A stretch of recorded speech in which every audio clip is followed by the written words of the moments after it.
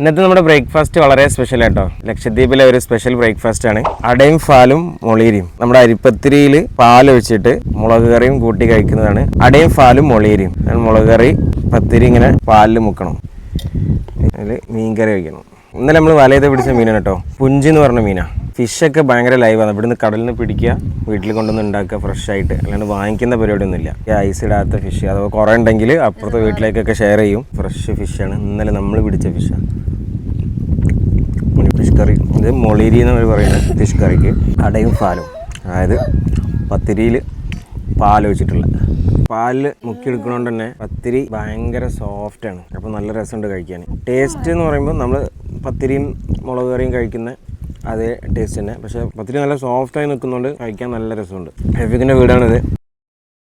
തൊട്ടടുത്ത് തന്നെ ബീച്ചാണ്. പിന്നെ അടുത്ത് തെങ്ങിൻ്റെ ചോട്ടിലായിട്ട് ഇരിക്കാനുള്ള സ്ഥലമുണ്ട്. ഇവിടെയാണ് നമ്മുടെ ബ്രേക്ക്ഫാസ്റ്റ് ഇന്നത്തെ. കൂടെ നല്ല കട്ടൻ ചായയും. വേറെ എന്താണോ.